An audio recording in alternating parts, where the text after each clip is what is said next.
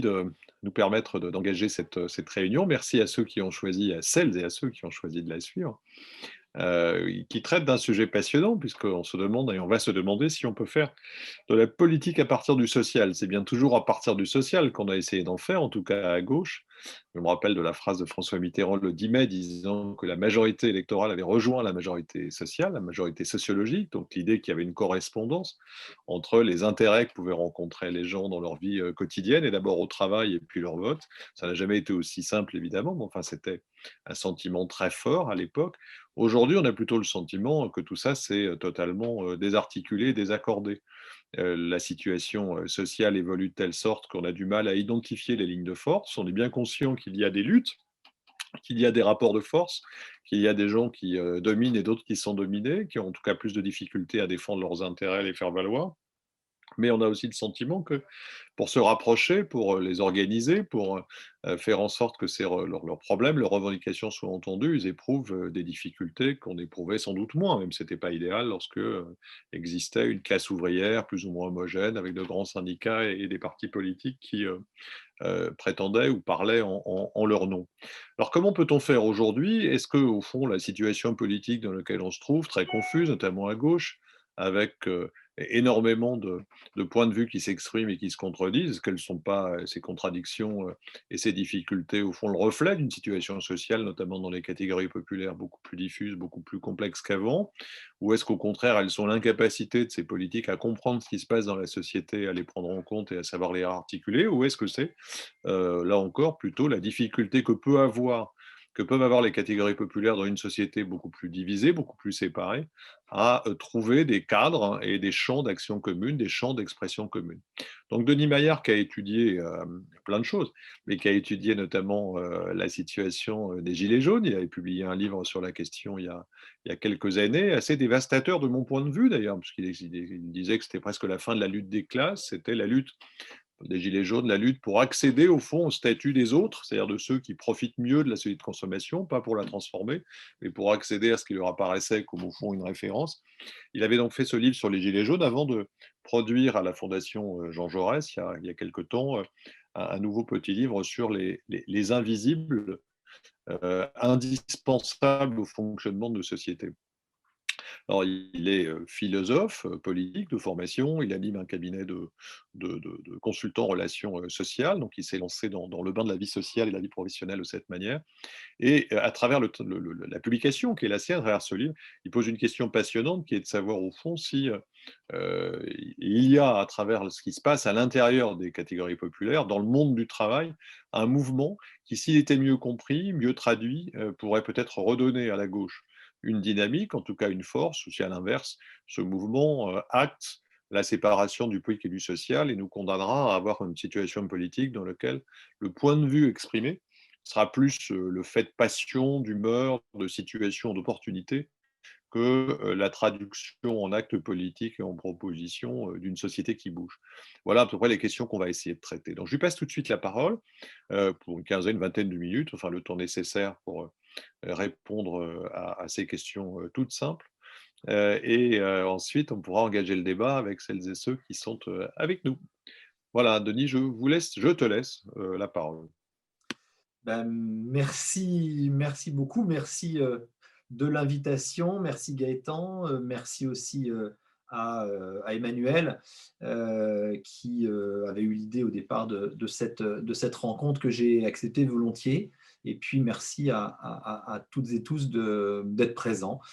Euh, ce qui est de, Ce qui est bien quand on a des lecteurs, c'est qu'ils vous révèlent finalement ce que vous avez voulu dire sans forcément arriver à l'exprimer aussi bien qu'ils le disent. Et je trouve que les questions que Gaëtan pose sont effectivement les bonnes. Je me reconnais complètement dans leur formulation, même si quand j'ai écrit ce livre, je ne me les formulais pas comme ça, bien que, on va essayer d'en parler, je crois qu'effectivement on a un problème politique. Quand je dis on, je m'inclus dans ce problème-là, puisque Moi, je me reconnais de gauche depuis longtemps, j'espère l'être encore, même si parfois j'ai du mal à reconnaître la gauche. Mais si on est de gauche, avec les idées qui sont traditionnellement celles de la gauche sur l'égalité, comment dire, la, la préoccupation des vies populaires, la prise en compte de ces questions-là. Je crois qu'effectivement, on a un problème politique qui est révélé en plusieurs actes, si je reprends la terminologie qu'a utilisé les Gilets jaunes. D'abord avec le mouvement des Gilets jaunes lui-même, et ensuite avec la révélation qu'a été la crise du Covid. Euh, Juste un mot peut-être avant de commencer et de détailler mon propos sur, comme on disait quand j'étais à peine né, d'où parles-tu camarade? Gaëtan l'a dit, moi j'ai effectivement une formation à l'origine en philosophie politique, donc c'est des instruments que j'essaye toujours de mobiliser en histoire des idées, c'est ça qui m'intéresse. Mais à partir de là, j'ai fait aussi, j'ai travaillé et je fais maintenant depuis 5-6 ans du conseil en relations sociales. Ce qui m'intéresse, ce sont les évolutions, les transformations du travail, les transformations du champ syndical et du champ social. Et quand on s'intéresse à ces questions-là, bah forcément, on est heurté directement par l'actualité depuis 2018 et le mouvement des Gilets jaunes. Et c'est pour ça que j'ai écrit effectivement à chaud dans l'événement quasiment ce premier livre, Une colère française. Et en fait, c'est le sous-titre qui était le plus intéressant. C'était ce qui a rendu possible les Gilets jaunes. J'essayais de comprendre qu'est-ce qui avait rendu possible un tel mouvement, parce que je n'avais pas la prétention, surtout écrit entre décembre 2018 et janvier 2019, de dire ce qu'était le mouvement lui-même, mais plutôt qu'est-ce qu'il était, qu'est-ce qu'il avait rendu possible. Euh, et pour le dire d'un mot, mais j'y reviendrai plus tard, j'enregistrais, je crois, la mort de la social-démocratie ou du compromis social-démocrate tel qu'on l'avait connu depuis, on va dire, l'entre-deux-guerres, surtout depuis la fin de la Seconde Guerre mondiale, avec une disparition notamment du conflit social tel qu'il s'était organisé, tel qu'il s'était donné à voir depuis l'industrialisation à la fin du 19e et début du 20e. Donc, fin du compromis social-démocrate, mais pour déboucher sur quoi? Et c'est là où ce que j'entrevoyais déjà dans le mouvement des Gilets jaunes, et j'avais utilisé à ce moment-là le terme de back-office de la société de service, et je vais revenir sur cette expression, avec le confinement en mars-avril dernier, donc c'était il y a juste un an, d'un seul coup, le voile se déchirait complètement, et ce qui n'était qu'en partie visible au moment des Gilets jaunes devenait véritablement compréhensible, appréhendable et bien sûr visible, hein, parce que je crois qu'il y a des questions de visibilité avec le confinement. C'est-à-dire qu'il existe dans notre société de marché, dans notre économie de service, il existe une classe de service. Alors, je l'appelle classe de service parce que, comme dans notre imaginaire, le mot classe est compréhensible, c'est plus simple. Après, quand j'essaye de décrire de quoi il s'agit, je parle de back-office de la société de service. Alors, on me reproche souvent l'utilisation de l'anglais. On dit qu'il faudrait trouver un autre terme. On me dit que le mot de back-office renvoie dans les entreprises précisément à ceux qui sont à distance du client. Mais ce que j'essaye de présenter, c'est bien le back-office de la société de service, c'est-à-dire cette infrastructure essentielle, mais la plupart du temps socialement invisible, qui permet à la société de se poursuivre dans le temps et qui, je l'expliquerai après, qui est en fait une matérialisation de la promesse de la société démocratique libérale qui est de pouvoir vivre, comme le dit dans la célèbre conférence de la liberté des modernes, Benjamin Constant, de pouvoir vivre comme si la société n'existait pas. C'est-à-dire comme si elle ne pesait pas sur nos épaules, et que ça, c'est possible philosophiquement parce que nous sommes des individus armés de droits individuels qui nous permettent de nous mouvoir dans la société de manière individuelle et autonome, mais c'est possible également, on va dire socialement, économiquement, parce qu'il existe une infrastructure, un back-office qui nous permet, qui pourvoit finalement à beaucoup des actes de la vie quotidienne, à beaucoup des actes de consommation, la plupart des actes de consommation, des actes de travail, et tous les actes qui nous permettent de vivre de manière assez libre. Alors, le propos général, il est celui-ci, existence du back-office, d'une classe de service, qui en fait l'expérience d'une relation particulière de sa situation de travail.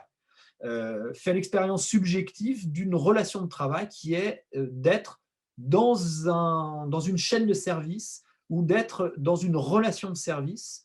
Et si on prend les données économiques qu'on a à notre disposition, l'emploi tertiaire, quand je parle d'économie de service, c'est ça, l'emploi tertiaire fait aujourd'hui près de 80% de l'emploi salarié, avec dans ce secteur tertiaire des métiers qui sont quand même caractérisés comme des métiers d'ouvriers, mais c'est des ouvriers du service.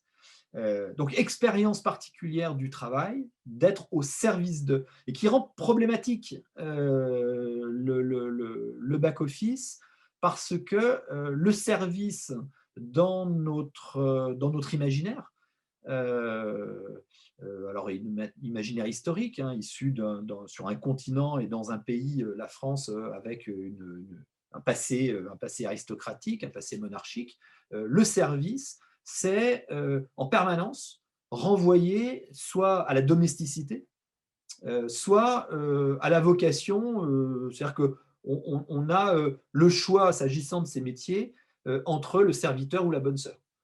Et on le voit bien dans les métiers du soin, par exemple. Alors, je vais caractériser après ce que j'entends par back-office. On voit bien, par exemple, dans les métiers du soin, que souvent, comme c'est des métiers, pour une part, ce qu'on appelle vocationnels, il y a une difficulté à considérer que les conditions de travail, les conditions de rémunération, tout ce qui fait le travail au quotidien, pourrait être prise véritablement au sérieux. Et puis de l'autre côté, la domesticité, le côté serviteur, c'est la personne qu'il est normal qu'elle nous serve, mais le peu de considération qu'on a pour elle fait partie en même temps de la relation qu'on peut nouer avec elle. Donc le back-office est en permanence pris dans ce double mouvement qui tend à le rendre quasiment invisible socialement. Alors quand je parle d'invisibilité, je sais que actuellement on est friand de ces termes d'invisibilisation, de choses comme ça. C'est pas exactement ce que je veux dire. Je parle d'une invisibilité sociale, c'est-à-dire que les gens existent bien en chair et en os, on les voit, on a affaire à eux, qu'il s'agisse d'un livreur, d'une infirmière, d'une caissière, et je genre de manière délibérée ces métiers, parce qu'il y a une division aussi sexuelle du travail qui est à prendre en compte. Et donc, quand on a ces métiers, quand on a ces personnes qui travaillent, qui sont des travailleurs, face à nous, elles existent, et on sait qu'elles existent. Par contre, socialement, il est extrêmement difficile de les prendre en considération, de les reconnaître, parce que, alors pour tout un tas de raisons que je vais essayer d'expliquer, mais c'est que je pense que l'ensemble de ces métiers sont pris dans des contraintes qui ne les servent pas, et que d'autre part, et c'est là où on rejoint le problème politique, il y a une dimension de représentation qui n'existe plus. Autant tout le travail politique des partis ouvriers, des partis socialistes, communistes, depuis les années 20-30 du XXe siècle, avait contribué à représenter la classe ouvrière et à l'arrimer, grâce à cette représentation, notamment à la représentation politique, dans la société démocratique. Autant aujourd'hui, la classe de service, peut-être est-ce aussi parce qu'elle ne fait qu'apparaître aujourd'hui, hein, actuellement, le problème de cette classe de service, c'est qu'elle n'a personne qui, politiquement, socialement et culturellement, se charge de la représenter. Et quand je dis politiquement, socialement et culturellement, je veux dire trois choses très simples. Politiquement, il n'y a aujourd'hui, je crois, plus aucun parti politique qui revendique explicitement de représenter cette classe de service, alors même que dans le monde du travail, elle est majoritaire, ou quasiment majoritaire. Alors, disant ça, alors bien sûr, le Parti communiste, dont c'était la vocation première, on sait ce qu'il en est, le Parti socialiste également, reste le Rassemblement national, pardon, mais dont ce n'est pas la vocation politique. C'est par défaut, finalement, que ce parti représente une partie du monde du travail. Et quand on regarde bien, si on analyse un peu le discours sur le travail d'une Marine Le Pen ou des cadres du Rassemblement national, c'est souvent la vieille classe ouvrière déclassée qu'ils cherchent à représenter plutôt que les nouveaux travailleurs des services. Donc ça, c'est pour la question politique. La question sociale, c'est la question tout simplement du syndicalisme. On sait quel est l'état du syndicalisme dans notre pays.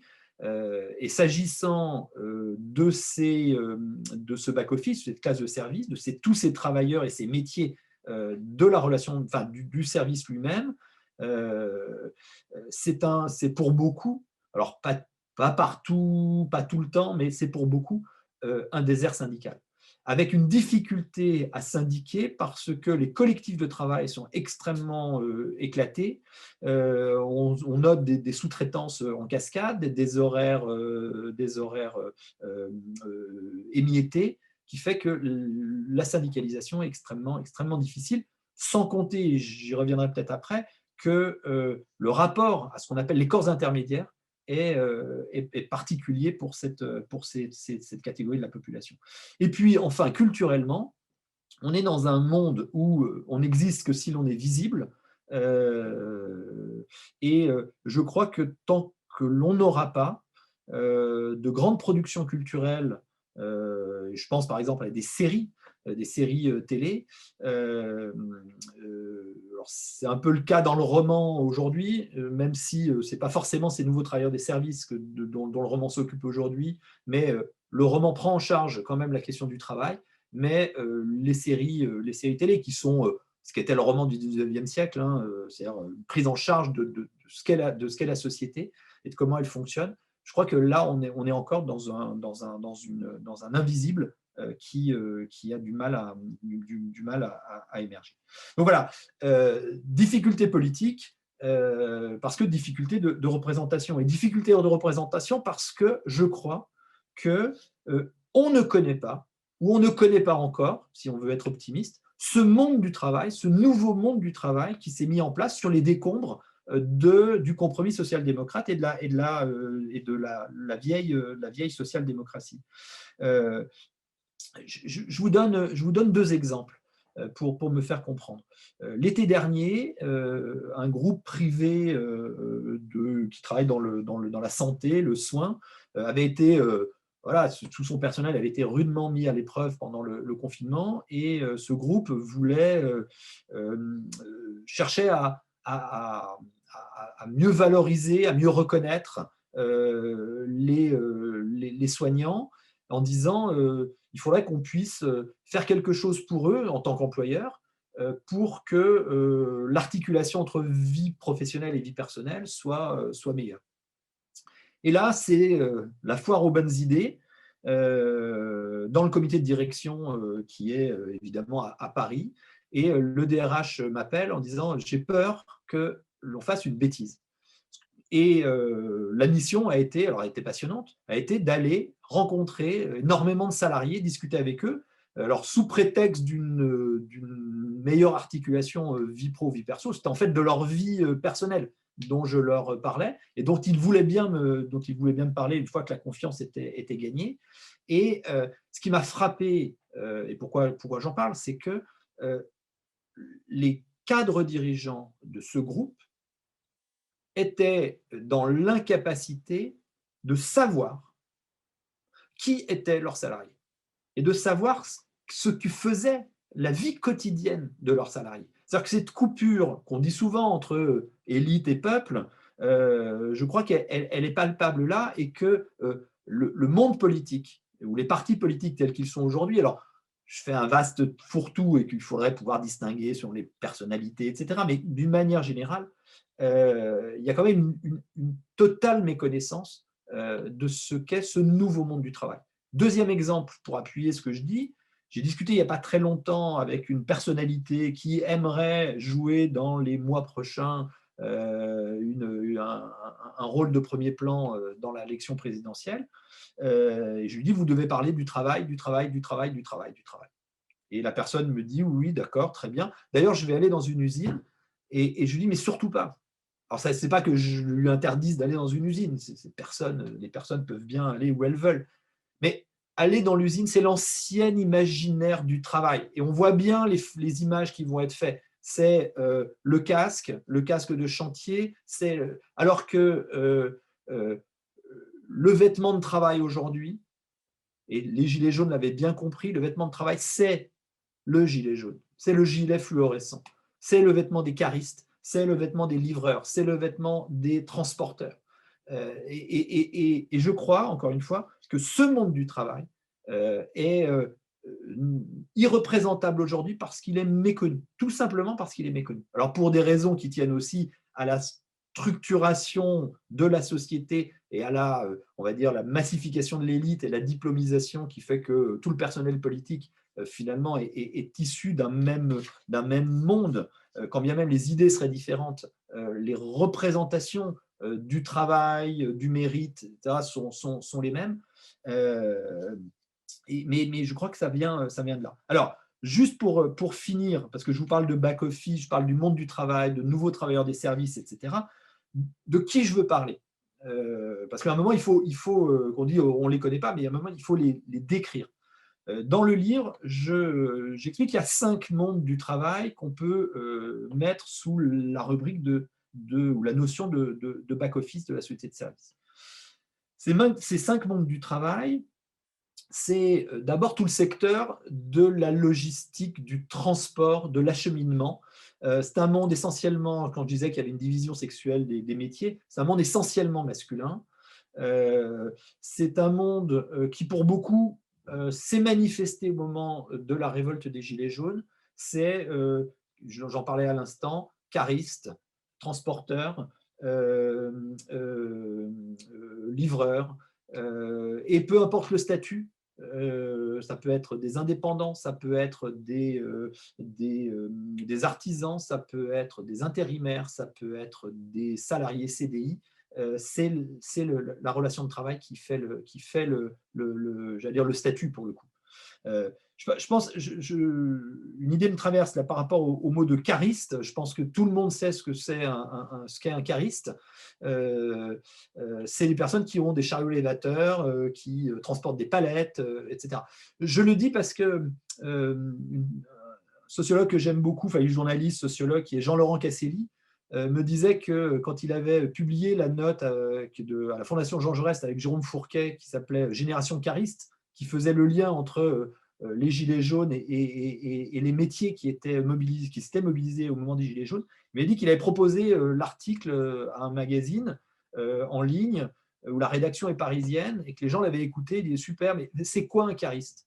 Et je crois que là, cet exemple-là, il montre vraiment cette déconnexion et cette incompréhension de ce qu'est le monde du travail. Euh, donc, premier monde du travail, le monde de la manutention, de la logistique, du transport.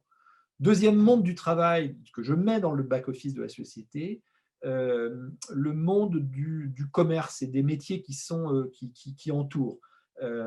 Donc le monde du commerce, c'est quoi? C'est les fameuses caissières, celles que l'on a applaudies en même temps que les soignants tous les soirs à 20 heures. Enfin, je pense que les applaudissements leur étaient aussi destinés. Et puis les métiers du gardiennage, de la sécurité, de la propreté qui sont autour de ces métiers, du commerce. Alors, on voit bien que la notion de back-office, je l'applique à ces personnes-là, quand bien même elles sont en contact avec le client. Mais vous avez bien compris que c'est l'idée d'un back-office de la société, d'une infrastructure.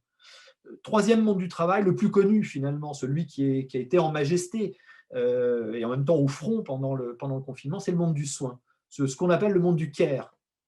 Et là, pour le coup, il est ultra majoritairement féminin. C'est les aides-soignantes, bien sûr, les infirmières, c'est les femmes de ménage, c'est alors aussi toute la propreté industrielle, c'est les aides à domicile, le gardiennage d'enfants, enfin tout ce monde-là. Quatrième monde du travail, ce que j'appelle les premières lignes de la République. C'est-à-dire tous les métiers alors les pompiers, les policiers, les gendarmes, mais aussi les gens qui tirent les lignes chez RTE. On peut y mettre également les cheminots, alors on peut les mettre également dans le premier monde. Ces premières lignes de la République qui sont au contact. Et puis, dernier monde du travail, peut-être moins, on va dire, qui a été moins sollicité pendant la pandémie, les invisibles parmi les invisibles, tout ce monde du bureau routinier en voie d'automatisation, notamment les personnes qui sont dans les centres d'appel, qui mettent en ligne, tous les travailleurs du clic.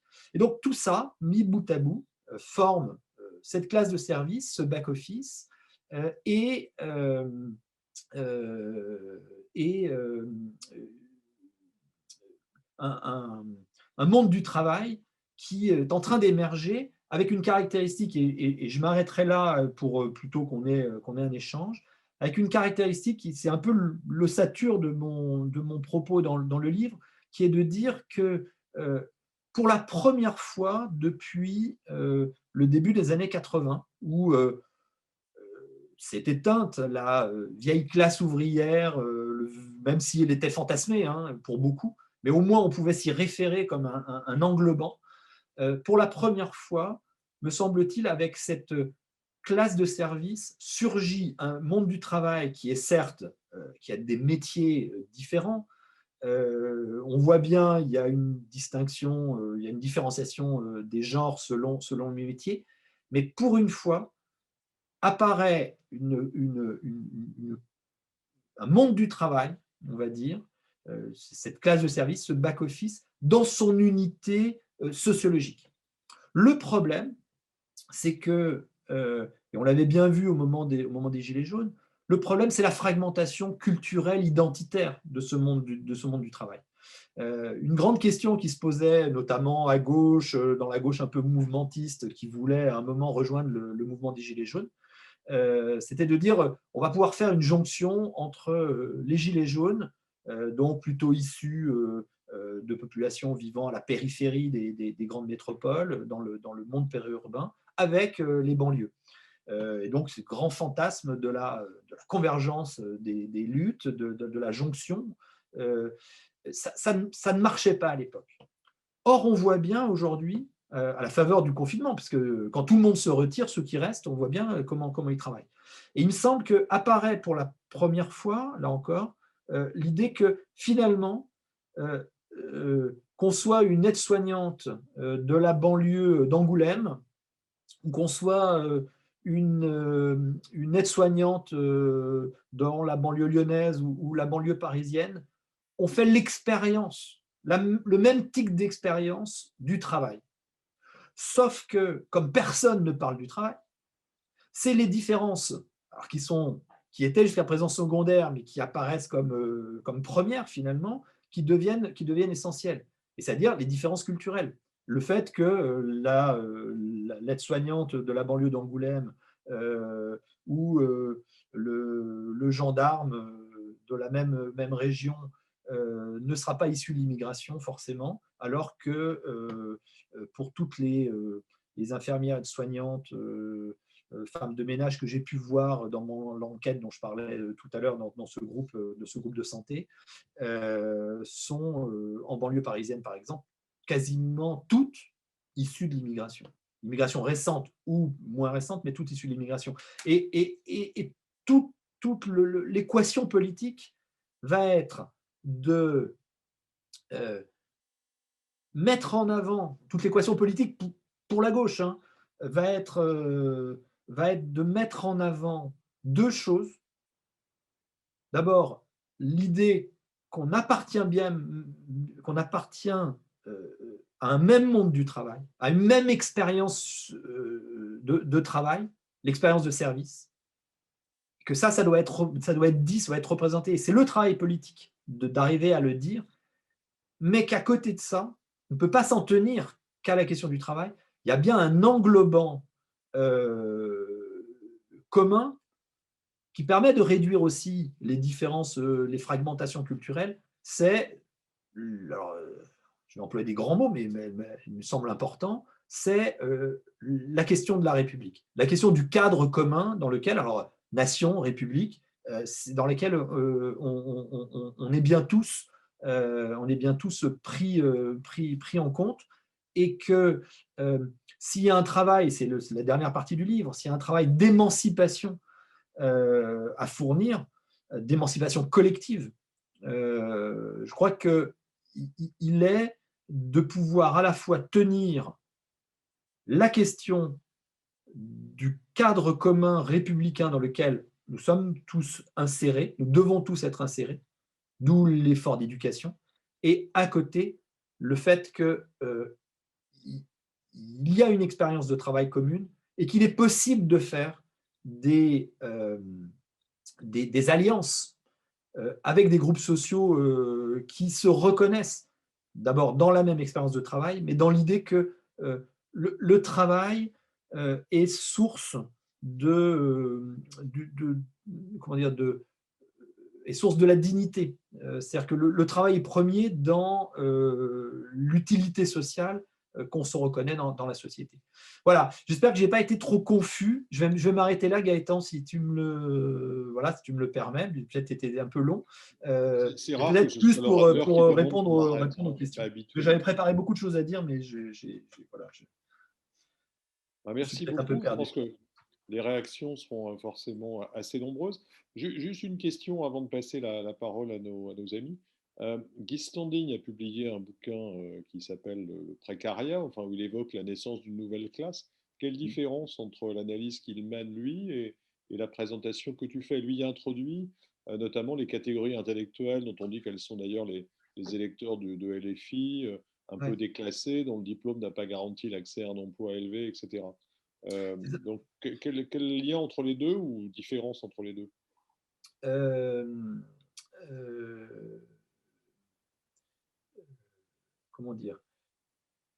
Il faudrait que j'explique plus précisément, que je fasse un peu une phénoménologie, on va dire, de vraiment description à partir de l'expérience vécue de ce monde du travail dont je parle, de ce back-office. C'est souvent un monde qui met en avant le corps. Le corps dans l'expérience du travail est extrêmement, extrêmement importante dans tous les métiers que j'ai cités.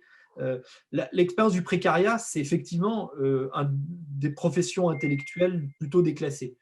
Il me semble, hein, pour ce que j'en ai compris.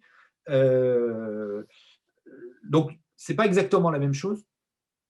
On a des personnes dans le précariat, me semble-t-il, qui ont joué le jeu de l'école, qui s'y sont insérés et qui ont joué le jeu des études supérieures, mais en faisant pas dans la compétition scolaire les meilleures études pour sortir en tête, d'où le déclassement. C'est-à-dire que le niveau de diplôme n'est pas à la hauteur, enfin plutôt le job obtenu n'est pas à la hauteur de l'investissement scolaire et du niveau de diplôme obtenu.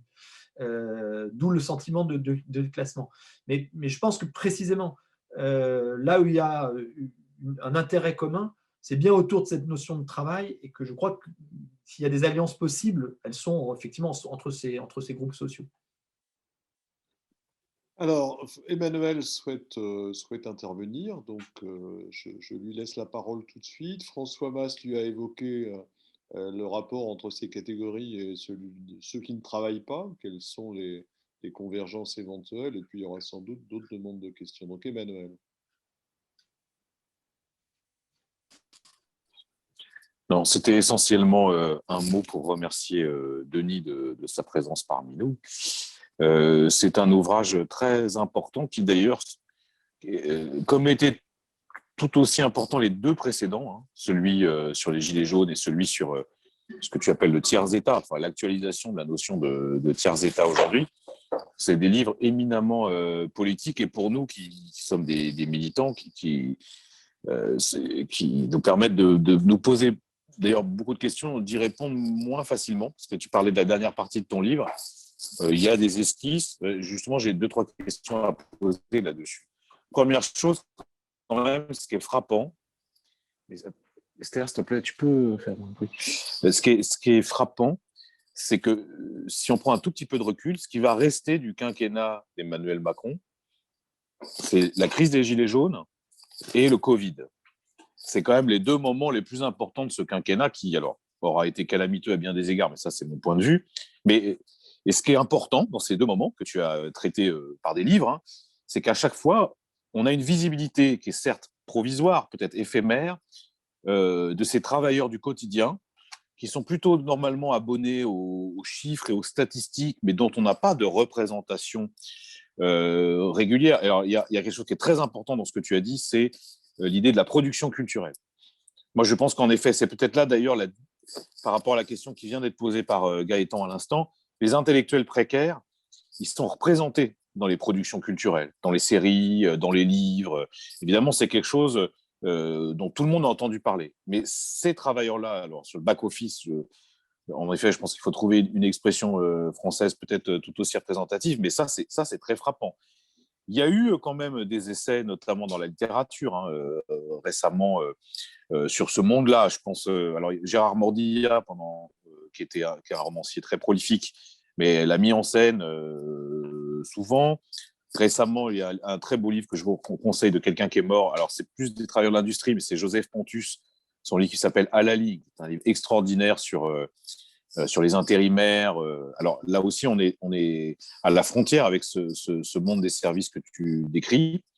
Bon, moi, ce qui m'intéresse, en fait, c'est d'abord, c'est celle de l'alliance possible. Parce que je n'ai pas bien compris quand tu dis j'ai rencontré un homme politique, je lui ai déconseillé à tout prix d'aller dans une usine. Bon, je trouve ça un peu définitif.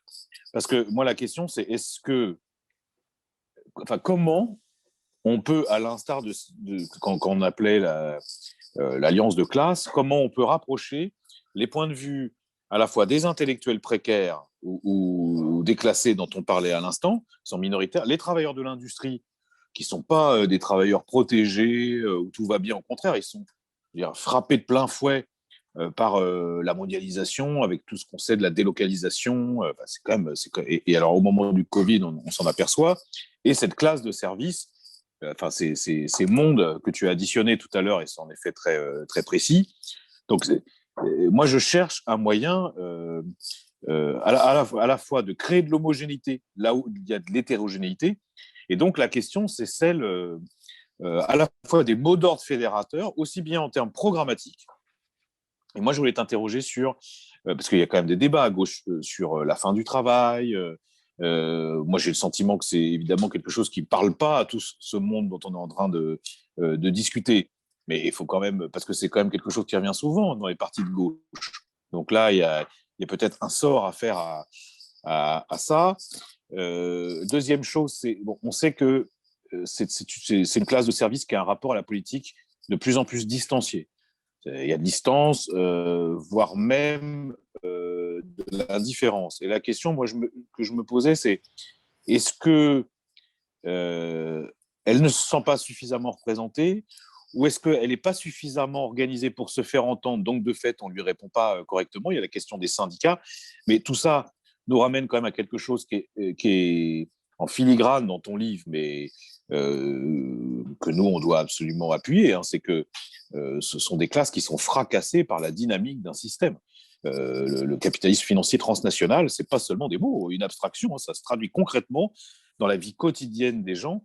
Et c'est très difficile d'avoir des réponses abstraites en termes seulement de régulation, de plan européen, parce que la vérité, c'est qu'aujourd'hui, les gens ne voient pas concrètement à quoi ça aboutit, surtout dans cette classe des services où l'accès au monde syndical est compliqué.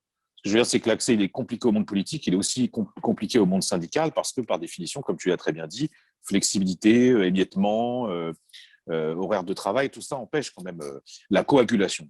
Donc moi, je suis à la recherche, mais en lisant ton livre, à la fois de mots d'ordre fédérateurs, et surtout, alors, il y a vraiment une idée que je trouve intéressante, je crois que c'est à la fin du livre, mais tu en as parlé à l'instant dans ta présentation, c'est la question de l'émancipation républicaine. C'est-à-dire que là, la gauche a des débats incessants sur la question républicaine, mais vu toujours sous un angle très réduit, de micro-problèmes. Or là, en réalité, mais peut-être que ce n'est pas totalement développé dans le livre, hein, comment tu perçois que la République peut être une réponse féconde, prometteuse à ce monde du travail-là, qui se cherche, mais qui a aussi quand même, alors si on parlait en termes marxistes, on dirait qu'il y a aussi son potentiel révolutionnaire. Parce que les gilets jaunes et cette classe-là de service, elle accède à la visibilité provisoire. En même temps, on sent cette espèce de bouillonnement qui est à la fois de la colère, de la lassitude et aussi un tout petit peu d'espérance. Et nous, on est ici justement pour offrir un débouché politique. Enfin, je dis nous qui sommes des militants politiques à gauche. Voilà, en tout cas, c'est un livre qui est très stimulant, comme les deux précédents que j'ai lus, et qui est très important d'étudier aujourd'hui, où quand même les débats à gauche s'éloignent très souvent des questions sociales pour se focaliser sur ce qu'on appelait jadis les contradictions secondaires, mais qui ne sont pas l'essentiel, à mon avis. Merci en tout cas d'être présent pour cette rencontre. Merci de... Merci Emmanuel. Attends, Denis, tu veux bien? Caroline voulait poser une question, si tu veux noter les 3 questions. Monsieur, j'ai tout noté. Là. Voilà, donc je vais laisser Caroline intervenir et puis ensuite tu pourras peut-être reprendre les trois questions. Caroline? Oui, alors voilà, je voulais intervenir. J'ai plein de choses en tête. Je vais partir du concret parce que j'aime bien faire ça. Alors moi, je ne sais pas de quel monde du travail je fais partie, parce que je suis travailleur social. Donc je ne sais pas où je me situe. Je me situerais bien dans les invisibles parce qu'on parle très peu de nous aussi. Et pour vous raconter un peu ma journée, elle représente très bien ce que tu disais, Denis. Ce matin, je reçois une dame dans mon bureau, une agent des périscolaires. Elle travaille de 11h à 14h, puis de 16h à 18h pour 700 € par mois. Après, j'ai eu une personne dans mon bureau qui est plutôt du secteur que je disais intellectuel déclassé, puisqu'elle a fait de grandes études.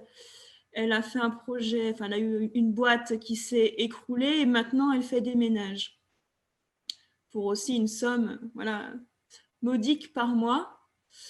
Et mon troisième entretien, c'est avec une personne effectivement sans emploi, donc du non-travail, et qui essaye d'élever ses enfants comme elle peut. Donc au quotidien, effectivement, c'est ces personnes que tu as citées que je reçois dans mon bureau.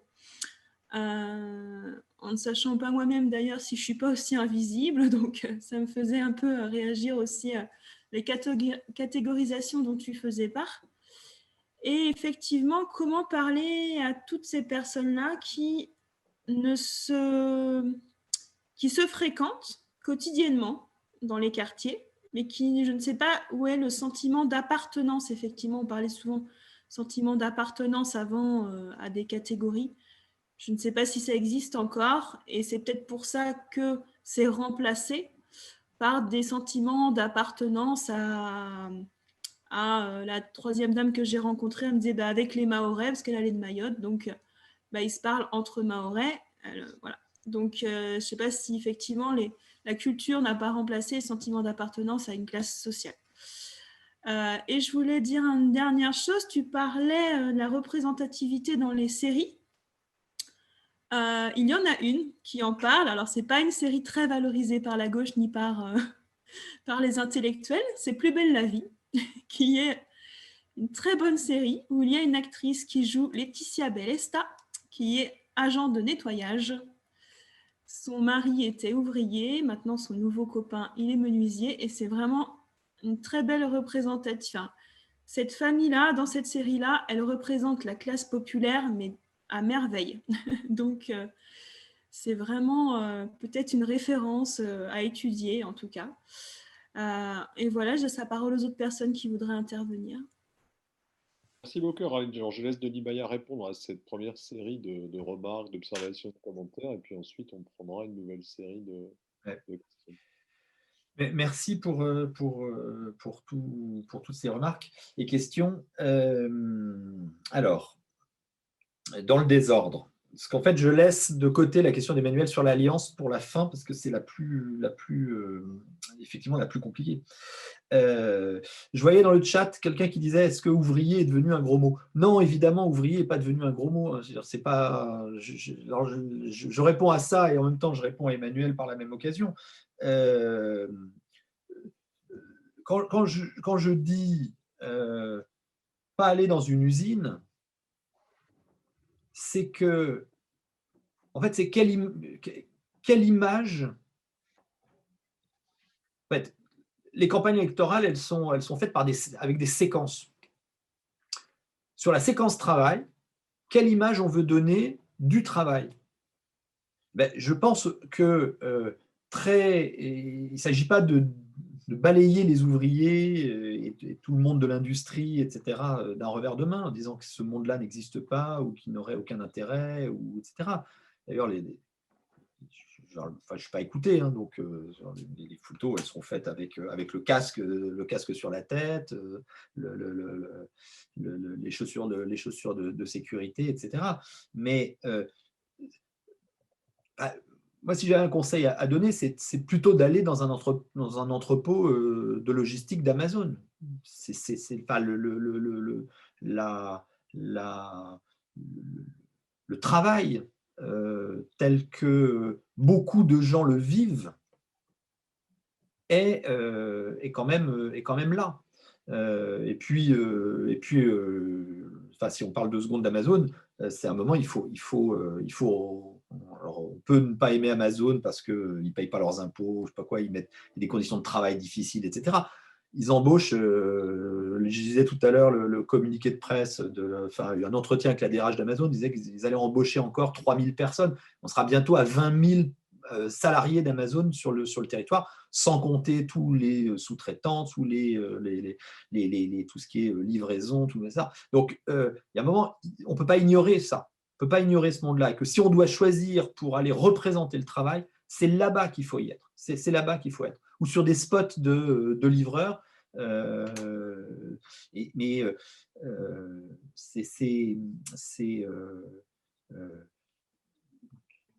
La séquence, vous savez, cette séquence de 2017 autour de, je crois que c'est Whirlpool, c'est ça? Quand Marine Le Pen va sur le parking, elle est applaudie, puis après Macron est en train de négocier avec les syndicats, il apprend que Marine Le Pen est là-bas, et donc il y va, il passe beaucoup de temps. On ne savait pas avant que ça allait devenir un tic, de passer beaucoup de temps avec les gens et d'essayer de leur parler jusqu'à les convaincre, ou les épuiser jusqu'à les convaincre. Mais cette scène-là, alors elle est imposée par l'actualité, mais pour moi, ça ne veut pas dire qu'elle n'a pas d'intérêt ou que les gens n'ont pas d'intérêt ou que les ouvriers n'ont pas d'intérêt. Ce n'est pas du tout ça. c'est que le travail, tel que je le décris en tout cas, il est plus chez Amazon que chez Whirlpool. Donc ça, c'est pour la représentation. La question culturelle, effectivement, moi, ça me tient pas mal à cœur. Oui, effectivement, Plus belle la vie est une série qui parle de ça. Alors, pas que de ça. Je trouve que parfois, je regarde peu, je regarde parfois quand je suis chez ma mère, parce qu'elle aime bien ça. Donc, ensemble, on regarde. C'est un truc qui lie les générations, c'est bien. Mais je trouve que les rôles toujours un peu stéréotypés. Mais bon, c'est intéressant. Oui, le roman, Emmanuel a raison, le roman prend en charge la question du travail depuis un certain nombre d'années et le fait plutôt bien. Alors, il y a un roman pour moi, alors, qui est totalement passé inaperçu, dont on n'a jamais entendu parler, qui me semble représenter le roman du back-office par excellence. C'est un roman qui a été publié aux éditions Alary il y a quelques années d'un auteur qui s'appelle Slimane Kader, qui s'appelle Avec vue sous la mer.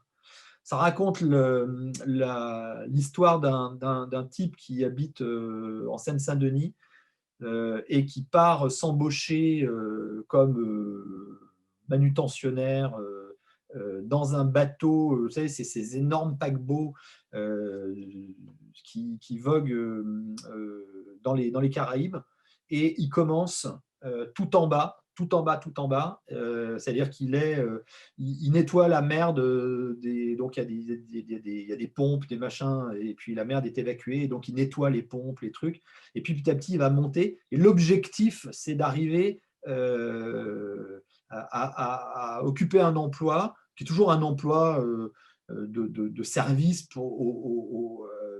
au service de l'épanouissement des passagers.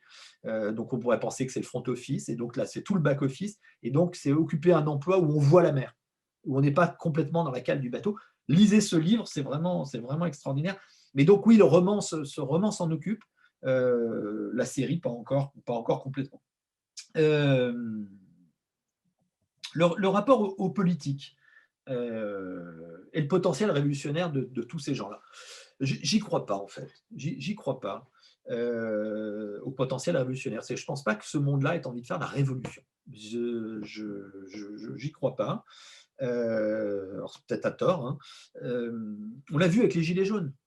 C'est ce que disait Gaëtan dans son introduction. Ce que j'essayais de dire dans le livre sur la colère française, c'est que les Gilets jaunes, alors quand je parle des Gilets jaunes, je parle de ceux qui se sont mobilisés à partir du 18 novembre, surtout le 1er décembre, qui a été vraiment un moment extrêmement important, 1er décembre 2018, jusqu'à la fin de l'année 2018 ou tout début de l'année 2019. Après, le mouvement il a muté, après il s'est passé autre chose. Mais les Gilets jaunes du départ, ils ne voulaient pas renverser la table. Ils voulaient s'y asseoir. C'est la première révolte de la consommation. On veut consommer. D'où les incompréhensions sur les questions d'assistanat, ce genre de choses. C'est-à-dire qu'une fois qu'ils ont regardé leurs revenus, une fois qu'ils ont travaillé, de quoi je dispose pour vivre, les taxes sont trop chères, je n'ai pas assez d'argent, je ne peux pas m'en sortir, je ne peux pas consommer. Et je me souviens, alors je le signale dans mon livre, il y a toute une polémique, un article du Monde qui décrit un couple de caristes, et les lecteurs du Monde s'offusquent parce que ces gens-là achètent des vêtements de marque à leurs enfants, alors qu'en fait ils touchent des allocations, le mari travaille, la femme ne travaille pas. Mais je pense qu'en fait ces personnes-là ne considèrent pas que les allocations qu'ils reçoivent sont un dû et un droit, en tout cas qui participent de leur dignité. La dignité, elle se fait au travail. Alors effectivement, on les accepte parce qu'on ne peut pas s'en sortir autrement, mais on préférerait vivre sans. Et quand on parle de ses revenus du travail, effectivement, on ne va pas y mettre les allocations. Alors, ça m'emmène sur ce que tu dis. Ah oui, non, je termine avec le rapport aux politiques. Moi, j'ai la naïveté de croire que la défiance, enfin, je suis optimiste là-dessus, la défiance, la colère que peuvent ressentir toute une partie de ce monde du travail vis-à-vis des politiques est à la hauteur du désintérêt politique pour la réalité de ce qu'ils vivent. C'est-à-dire que personne ne parle d'eux. Personne ne parle d'eux, les gens parlent pour eux. Personne ne prend en compte, pour une bonne raison, hein, encore une fois, c'est que la plupart du temps, on ne les connaît pas. La plupart du temps, on ne les connaît pas. Et que si on parlait d'eux, peut-être que la défiance serait moindre. Alors, moi, ce qui m'avait frappé, par exemple, dans les manifestations de Gilets jaunes, pour en avoir fait pas mal, c'est qu'ils criaient Macron démission, mais ils voulaient absolument parler à Macron. C'est-à-dire, Macron démission, écoute-moi. Macron démission, tu dois m'entendre. Et s'ils avaient envahi l'Élysée le 1er décembre, alors Macron n'était pas là, mais s'ils avaient envahi l'Élysée, qu'est-ce qu'ils auraient fait? Qu'est-ce qu'ils auraient fait? Rien, il y a une sorte de besoin d'être écouté, reconnu. Et c'est pour ça que je ne crois pas à la au potentiel révolutionnaire de ce monde-là. Et c'est pour ça que je crois aux possibilités d'inclusion. Le back-office, si je reprends ma terminologie, ou la classe de service, elle n'a pas d'autre vocation que d'être une classe de service. C'est-à-dire qu'elle n'a pas vocation, comme dans la théorie marxiste, de prendre un moment par une résolution de la contradiction qui fait qu'un moment révolutionnaire fera que cette classe, enfin, arrivera à prendre le pouvoir. Ce n'est pas l'objectif. L'objectif, c'est la reconnaissance. C'est pour ça que je parlais dans le livre sur les Gilets jaunes, le passage d'un âge marxiste à un âge hegelien. Alors, la formule, elle est facile, elle est jolie, mais il y a quelque chose de cet ordre-là dessous. C'est-à-dire que ce n'est pas les luttes matérielles pour le partage de la valeur. On est sur la reconnaissance de la dignité. Et donc là, le travail politique, il est tout autre. Il est tout autre. C'est pour ça que je pense que il faut parler du travail, il faut parler de la manière dont ces gens-là vivent, il faut les connaître, il faut passer du temps, etc. Parce que ce qu'ils demandent, c'est ça. C'est la demande sous-jacente. Alors peut-être que c'est une demande infinie, c'est une demande sans fin, c'est une demande insatiable, mais je crois que la demande politique est à cet au-delà. Et donc ça m'amène sur la question de l'alliance, qui est effectivement la question essentielle.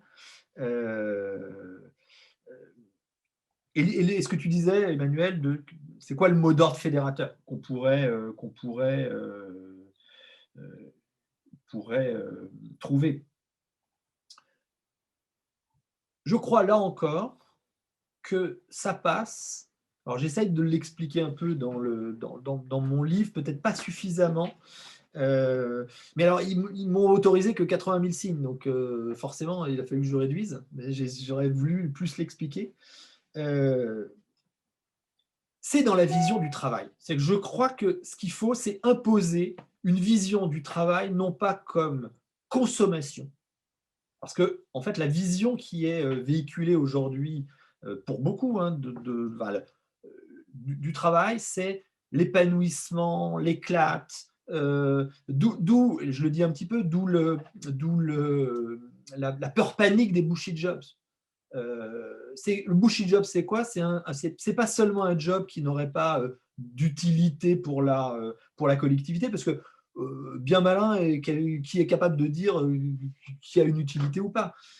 C'est l'idée qu'on va s'ennuyer, l'idée qu'il peut y avoir des temps morts. Et je dis dans le livre que en fait, le monde du travail était gagné par ce slogan de 68 qui était jouir sans entrave, vivre sans temps mort. Je ne sais plus exactement dans quel ordre c'était, mais c'est exactement ça, c'est-à-dire qu'il faudrait que le travail soit source de bien-être, d'épanouissement, quasiment de bonheur, d'éclate, etc. Et c'est ça la vision qui est souvent véhiculée. Je ne sais pas si vous avez un compte LinkedIn, regardez, LinkedIn, c'est extraordinaire pour ça.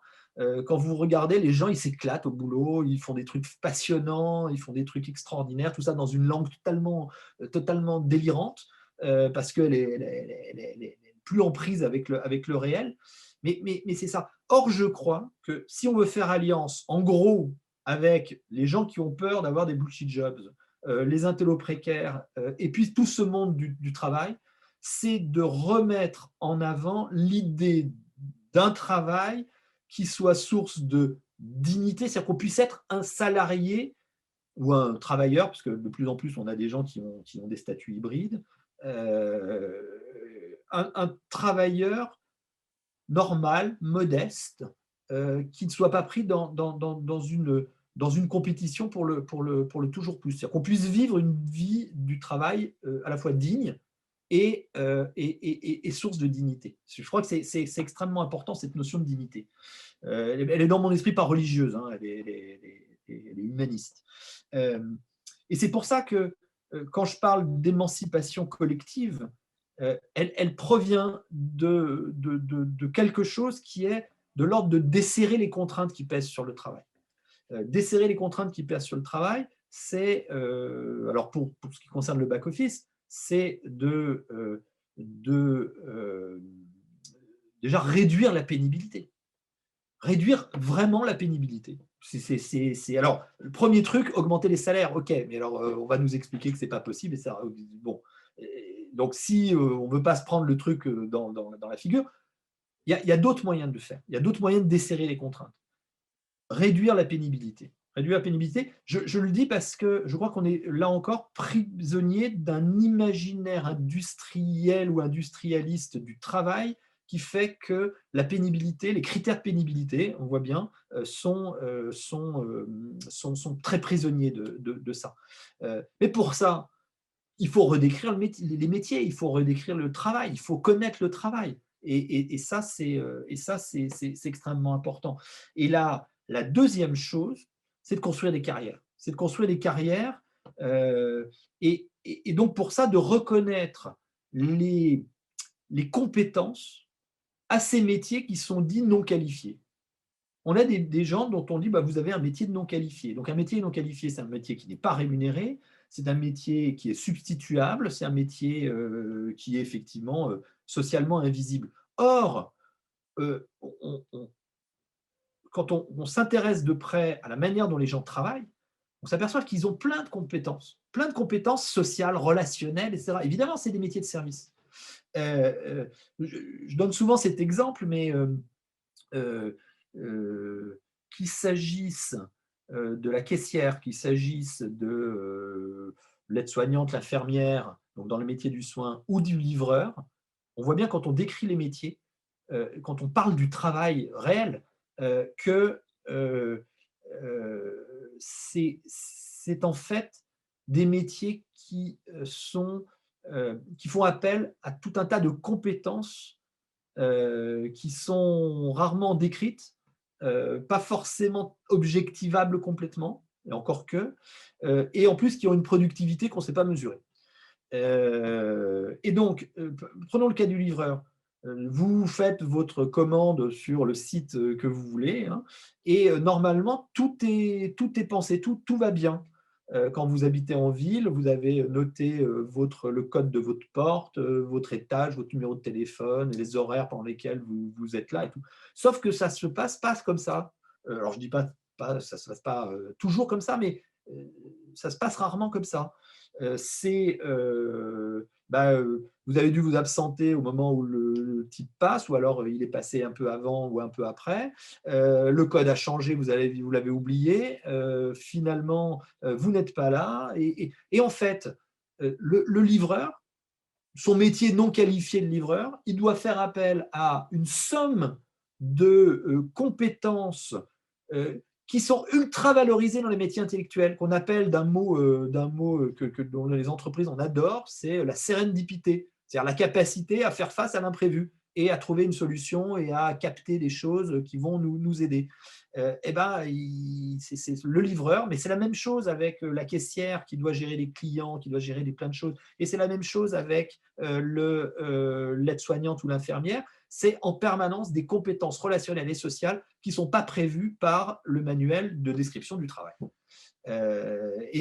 Et une fois qu'on peut reconnaître ces questions-là, ces qualités-là, il est possible de commencer à construire des parcours, pour que le travail ne soit pas un sas dans lequel on tombe par hasard ou par envie, hein, mais dans lequel on tombe à 25-26 ans ou même avant, et dans lequel on ne ressortira que abîmé, cassé, avec des métiers qui sont en fait des métiers à produire des machines à produire du handicap. Donc, on voit bien encore une fois que si on arrive à redécrire le travail, on arrive à en donner une vision qui ne soit pas une vision de la performance à tout prix, et qui soit une vision j'allais dire non productive, mais alors peut-être que ça va être mal compris, mais l'alliance, elle est là, elle est autour, en fait, elle est sur deux fronts, l'alliance. Elle est sur le front du travail, d'arriver à redéfinir ce qu'est un travail digne. C'est quoi? Et puis, on peut s'ennuyer au travail, c'est pas un problème. Il y a de la répétition, le travail, c'est ce qui résiste. Il y a une viscosité du réel. Le travail, c'est forcément, c'est ce que j'appelle zut, l'expression m'échappe. Bon, peu importe, c'est quelque chose de totalement incarné dans laquelle l'autre est à la fois celui qui va me permettre de réaliser mon travail et celui qui en permanence m'empêche de bien le réaliser. Mais ça, c'est des choses qui doivent être prises en compte. Et puis, pour le coup, c'est très hegelien, ça. Oui, peut-être, oui, effectivement. Donc, premier aspect de l'alliance, elle est sur le travail, mais une vision du travail qui soit source de dignité, encore une fois. Et l'autre aspect, et j'en reviens, c'était la fin de ta question, c'est le cadre républicain. C'est le cadre républicain, c'est l'idée qu'on appartient bien tous à un même monde et à une même nation. Et donc l'émancipation collective républicaine, je pense qu'elle passe par un certain nombre de choses, je l'ai dit, hein, sur la pénibilité, sur les parcours, sur les droits collectifs. Donc, à un moment, l'émiettement des droits, ce que j'appelle la vie à point, sur le fait que chaque problème social est traité avec un compte personnel. Mais un compte personnel, mais ça angoisse les catégories populaires. C'est-à-dire que c'est bon pour des personnes qui, comme moi, d'autres personnes, et encore, je ne sais même pas si je suis le bon exemple, arrivent à se repérer dans les parcours, à se repérer, à gérer sa vie comme un parcours. La plupart des gens ne vivent pas cette expérience-là. Et donc, la vie à point, je crois que les droits collectifs, il faut repenser les droits collectifs. Donc, premier aspect, celui-là. Et le deuxième aspect, c'est le cadre républicain. Je ne sais pas s'il est encore là, Gilles Clavreul, qui tout à l'heure, je le voyais sur mon écran, il a dû partir.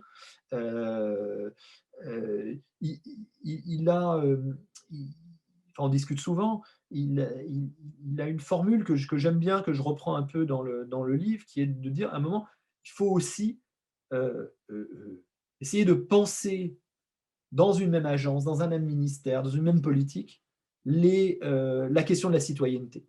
Et les fractures territoriales, les fractures laïques, les fractures identitaires, etc., les penser dans un cadre commun pour bien faire la preuve que l'on appartient bien à la même nation et à la même République. Voilà, il est là. Alors, une fois que j'ai dit ça, j'ai bien conscience de ne pas avoir la formule magique, hein, mais je crois qu'il faut travailler à ça.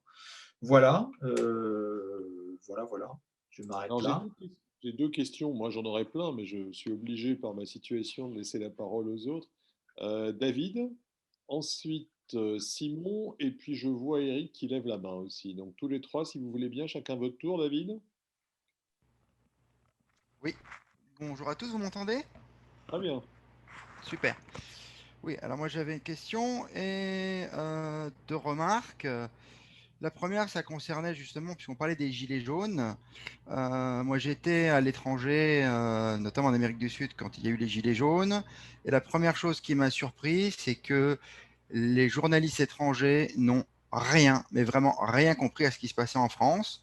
En gros, sur les télévisions sud-américaines, ils expliquaient que c'était une révolte d'anarchistes marxistes-léninistes, hein, et c'était dit dans ces termes-là.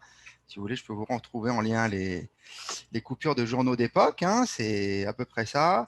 Est-ce que j'ai l'impression, moi, vu ça un petit peu de l'extérieur à l'époque, parce que je suis rentré en France après, c'est que les Gilets jaunes, justement, contrairement à certaines de nos banlieues ou de certains quartiers dans nos banlieues, n'ont pas voulu et ne veulent pas faire sécession. C'est-à-dire qu'ils disent, nous, on existe, on veut faire partie du débat démocratique, contrairement à ce qu'on peut voir dans certains quartiers en France, où finalement les gens ne vont plus voter, ne s'intéressent plus directement à la vie politique, en tout cas dans sa forme actuelle. Et puis finalement, comme on n'a pas de boulot qu'il faut vivre et que le RSA, ça ne suffit pas, et ben, on va trafiquer un peu de drogue, un peu de ci, un peu de ça, puis on va se débrouiller en marge des lois de la République. Donc moi, c'est vraiment ce que j'avais vu, que j'avais observé de l'extérieur, c'est ce refus de faire sécession à l'opposition de nos banlieues, qu'on trouve d'ailleurs assez peu, par exemple, dans les manifs, y compris les manifestations syndicales, qui fait des manifs syndicales depuis plus de 15 ans. Les gens que je connais des quartiers populaires ne sont pas extrêmement présents. Ici, il y a les militants syndicaux, les gens dans les boîtes, mais les manifs de chômeurs, par exemple, les 200 emplois, ça n'a jamais rameuté grand monde, hein. Bon, voilà. Je crois qu'il y avait... Ça, c'était ma première remarque. Et pour terminer, oui, puisqu'on parlait du travail, justement. Moi, ce que j'ai pu expérimenter, en tout cas dans mon métier d'ergonome, puisque je fais de l'expertise justement en conditions de travail, c'est que malheureusement, aujourd'hui, ce qui fait que les gens baissent les bras, c'est la perte de sens dans le métier. C'est pas qu'une question du bullshit job. Le bullshit job, c'est un métier qui servirait à rien si je reprends la définition qu'en a fait David Graeber. Mais c'est vraiment, et notamment particulièrement dans des métiers à vocation, comme un instituteur, comme un soignant qui fait ça parce qu'il a une conviction profonde pour le faire et qui me disent finalement en entretien, je ne sais plus quel est mon métier, pourquoi je fais ça. Donc ça se traduit par de l'absentéisme, par des arrêts maladie, et des arrêts maladie avec des vraies pathologies, hein. Ce n'est pas des gens qui simulent, c'est qu'ils ont vraiment des problèmes de dos, ils ont vraiment des soucis d'hypertension, etc. Ça, c'est confirmé par toutes les analyses médicales. Et que curieusement, quand on voit des services où le métier a un peu plus de sens, eh bien, bizarrement, on ne retrouve pas ces pathologies avec des postes qui sont similaires. Donc peut-être que là aussi, il y a quelque chose à interroger. On ne peut pas faire l'impasse de l'organisation du travail, l'impasse sur le management, on peut dire ça comme ça.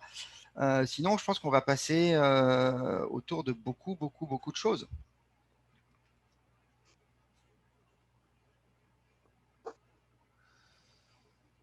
Merci David. Alors Simon, Oui, et ensuite Françoise. oui, bonjour à tous. Vous m'entendez bien? Oui. Oui. Alors, j'avais plusieurs questions, remarques. Denis, comment tu verrais ton analyse par rapport à un livre qui est certes un petit peu ancien et qui concernait les États-Unis, qui s'appelait Travail sans qualité de Richard Sennett, qui s'intéressait au rapport des salariés auxquels on imposait ou on demandait une grande flexibilité, une grande mobilité pour s'adapter au marché du travail. Deuxième question, remarque, tu parlais de la difficulté de mesurer la productivité dans un certain nombre de travail, mais pour le livreur Uber, par exemple, qui est payé à la commission, de fait, cette productivité, elle lui est imposée pour pouvoir toucher un maximum de commissions. De même que, pour prendre un exemple un peu opposé, pour avoir discuté un petit peu avec l'aide ménagère financée par l'APA de mes grands-parents quand ils en avaient une.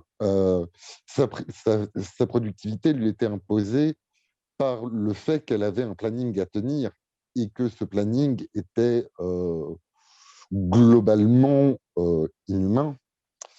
Ce qui m'amène à ma troisième question, qui est que le fait que justement, malgré tout ça, malgré ces conditions de travail, malgré cette absence de reconnaissance, euh, un certain nombre de travailleurs euh, cherchent des emplois dans ces secteurs quand ils sont au chômage ou continuent d'y travailler quand ils y sont, quand bien même effectivement c'est extrêmement pénible. Ça ne montre pas que la notion de dépassement du travail n'intéresse personne, que bon, moi, dans mon secteur, je suis développeur informatique, on rigole de ces profils LinkedIn dont tu parles. On a aussi des boulots parfois chiants, même si on est cadre, on ne va pas se plaindre par rapport à ça. Mais il y a une attente de reconnaissance par le travail, et on ne demande pas, c'est pas une question de faire de demande de charité, c'est une demande de reconnaissance de l'existence sociale par le travail, quand bien même le travail est pénible, quand bien même il est peu valorisé, socialement, entre guillemets, enfin, socialement, par la société, les gens valorisent leur engagement dans leur travail, sinon, justement, ils ne tiendraient pas et ils ne continueraient pas jour après jour à se lever. Voilà. J'espère avoir été clair et pas trop long. Merci. Bon, pas trop long et clair, merci beaucoup. Éric, je crois, et ensuite Françoise, si je n'oubliais personne. Éric? Oui, bonsoir tout le monde. Voilà, je suis postier, donc facteur, et je connais très bien le monde du service et de la logistique. Simon disait la considération par le travail. Non, moi je dirais plutôt par le salaire. Parce qu'en fait, dans ces métiers-là, il y a beaucoup de travailleurs précaires. Et donc, des personnes qui touchent très peu de salaire par rapport à un service qui leur est demandé. Ensuite, c'est un monde qui est devenu individualiste. Chacun défend son propre précaré, comme on dit. Et la représentation des syndicats ne se font pas. Il y a une déconsidération de ces syndicats qui ne sont plus représentatifs de ces travailleurs-là. Ensuite, c'est des au point de vue santé, ces travailleurs sont cassés à partir de 55, 56 ans. Il y a un taux d'invalidité très important dans ces métiers. Par exemple, à la Poste, on est à peu près 30%. Moi, je suis à la retraite pour invalidité, donc je connais très bien le problème.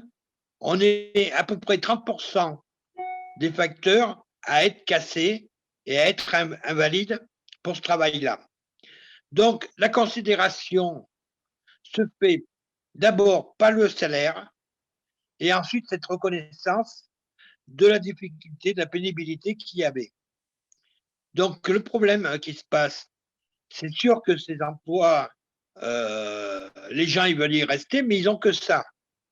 Et pour vivre avec 1300 ou 1400 euros, moi, je suis parti à la retraite, j'étais un peu au-dessus du facteur, j'étais à 1800 euros net. Donc, c'est pas vraiment une reconnaissance qu'on a. Et ce monde est devenu individualiste, comme je dis.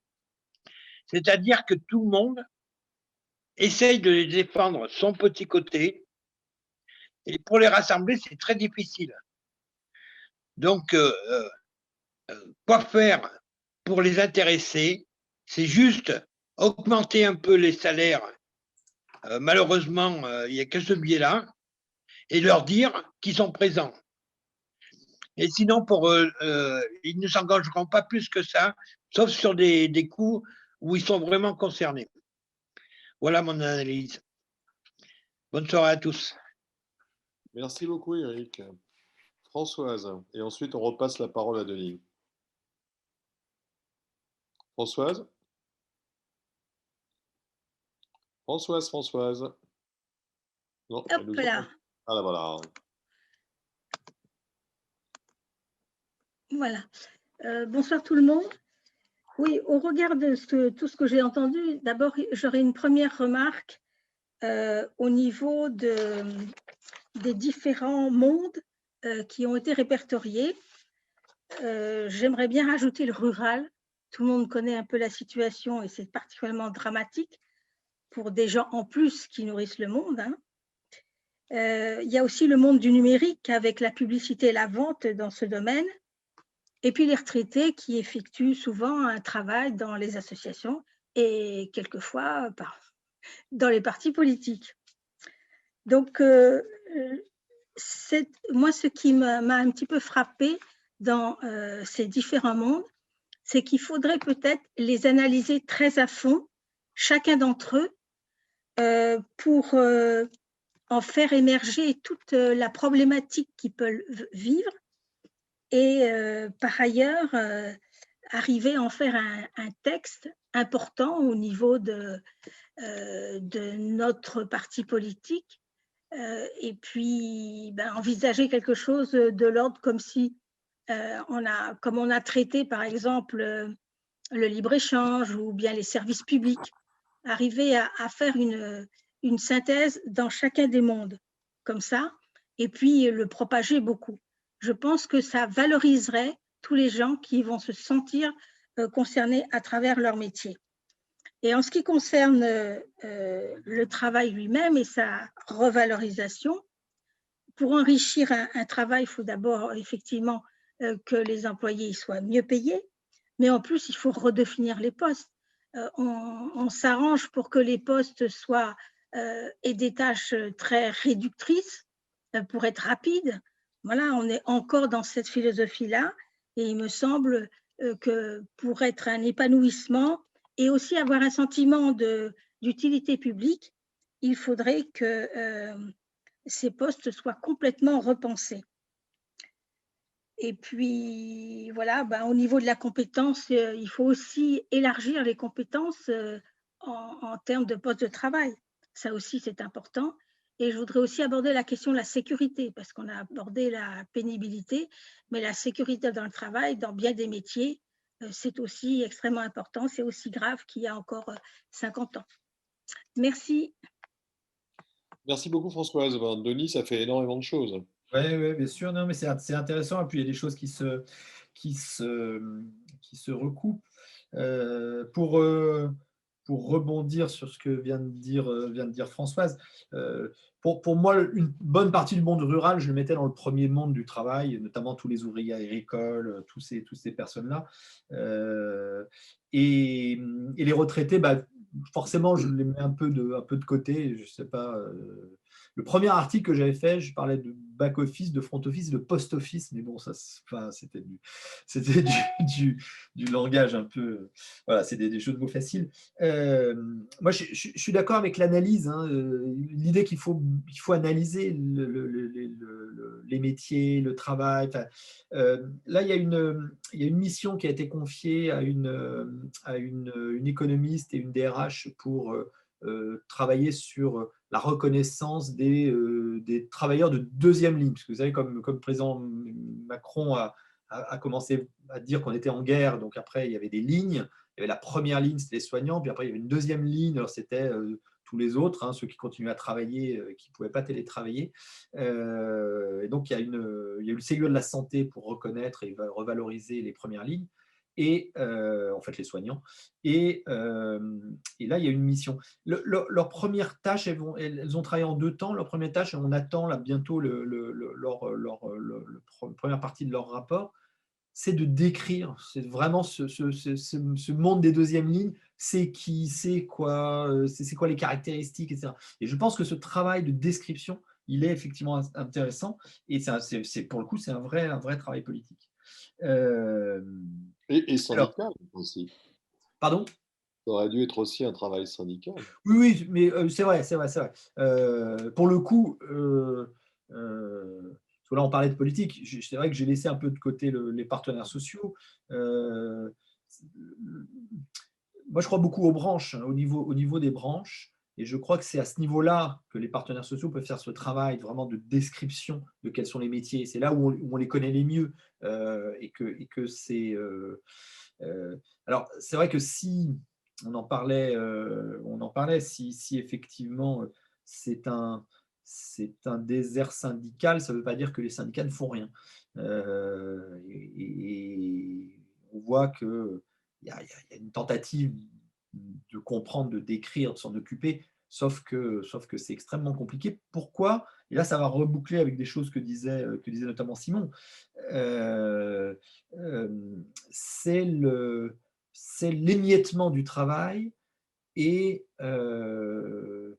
donc l'émiettement du travail en termes d'horaire. On connaît tous ces postes où on travaille 2 heures par-ci, 2 heures par-là, etc. Ça a été très bien décrit dans le livre Lequel Ouistreham par, comment s'appelle-t-elle, la journaliste du Monde Florence Aubenas, Florence Aubenas, voilà. Mais le cas des caissières aussi, qui font quelques heures le matin, quelques heures l'après-midi, ne pouvant pas rentrer chez elles entre deux. Enfin bon, ces choses-là est assez connu. Donc émiettement du travail en termes horaires. Juste un mot par rapport à cela, excuse-moi. Oui. Gaëtan, t'entends? Enfin, moi, je t'entends plus. Ah pardon, je disais le travail, tu m'entends là? Ouais, c'est bon. Le travail qui a été fait par le Parlement des Invisibles, à l'initiative de Rosan Vallon, était aussi intéressant de ce point de vue. Pardon de cette Oui, oui, interruption. tout à fait, tout à fait. Oui, oui, il y a des très bons livres sur les livreurs et un livre d'Yvan Jablonka sur ça s'appelle le corps des autres, je crois, une chose comme ça, sur le travail des personnes qui font des épilations, choses comme ça, qui est vraiment, vraiment extrêmement, extrêmement bien du point de vue de la description du travail. Et donc, Pardon, je t'ai coupé. non, oui, oui, mais je vais retrouver le fil. C'était par rapport à ce que Simon disait tout à l'heure. Oui, je disais l'émiettement horaire, évidemment. Les sous-traitances en cascade, sous-traitance de sous-traitance de sous-traitance, ça facilite pas, on a un éclatement des collectifs, etc. Ça facilite pas la syndicalisation. Et puis, et c'est là que je vais en revenir à ce que disait Simon sur la taylorisation des métiers de service qui est à mon sens une aberration.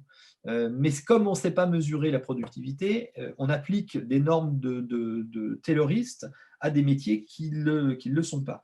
Et tout à l'heure, Simon, tu parlais du planning, de l'assistante à domicile, etc. Quand les choses sont bien faites, les faites, que c'est soutenable, etc. Bah, oui, avoir son planning, c'est la moindre des choses, savoir où est-ce qu'on va, c'est la moindre des choses. Mais après, c'est l'organisation du travail. Quand elle est totalement définie de l'extérieur, avec un temps donné et minuté pour exécuter les tâches, là, on devient, on passe dans une forme d'inhumanité. Et quant au chauffeur Uber, qui lui, effectivement, est suivi, alors chauffeur Uber, le livreur, les livreurs en tout genre, hein, qui sont tracés, qui sont suivis, le picker Amazon qui a le logiciel qui lui parle à l'oreille. Là, pour le coup, face à ça, je parlais de droit collectif tout à l'heure, mais c'est le droit du travail. Il faut se battre sur les questions de droit du travail. Je crois qu'on a un peu abandonné rapidement la question du droit du travail, et je suis assez surpris mais même si j'en comprends les intentions, que ce que le gouvernement sort aujourd'hui, notamment sur les travailleurs des applis, donc tous les livreurs, les chauffeurs, etc., évite de parler du statut. Est-ce que ce sont des salariés ou est-ce que ce sont des auto-entrepreneurs? Et là, je pense qu'il y a un moment, il va falloir trancher. Pour l'instant, on a décidé de ne pas le trancher et de travailler uniquement sur la représentation, en disant que si on travaillait sur la représentation, notamment syndicale, on allait pouvoir faire avancer par le dialogue social les questions. Il y a un moment, je crois que pour ce qui est du politique, on doit trancher où est-ce qu'on est. Et je crois que défendre le droit du travail, c'est pour le coup une tâche politique. Et puis, il y a ce que disait David Alors, sur les gilets jaunes, moi, je suis complètement d'accord. Et c'est pas des personnes qui veulent faire sécession, c'est qu'ils voulaient faire sécession. Au contraire, hein, quand je dis ils voulaient s'asseoir, pas renverser la table, mais s'y asseoir, c'est exactement ça. Et que les Sud-Américains et autres n'y aient rien compris, mais je pense qu'on n'y a rien compris non plus. On avait un événement, un mouvement, un phénomène devant nous qu'on découvrait tous les samedis et dont on ne savait pas forcément quoi en penser. Hein. Et plaquer des grilles d'analyse là-dessus, c'était bien le mouvement des Gilets jaunes parce qu'il était tellement composite qu'on chacun pouvait y voir un peu ce qu'il voulait voir. Certains sont allés à Commercy, il y avait l'Assemblée des assemblées, là, on avait des espèces de gilets jaunes un peu gauchistes qui voulaient qu'on votait la rupture avec le capitalisme, des trucs comme ça. Puis on pouvait avoir des gilets jaunes dont certains pouvaient nous dire qu'ils étaient pas ultra-libéraux, mais pas loin. Enfin bon, c'est un mouvement. Voilà, donc est-ce qu'on saura un jour ce qu'il a vraiment été? Ça, c'est autre chose. Alors, David parlait, mais je crois qu'aussi Simon en parlait également, des questions de management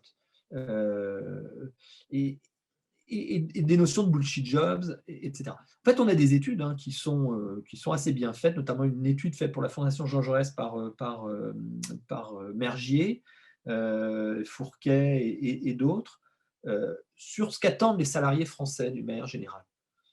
Il n'y a pas de problème d'utilité.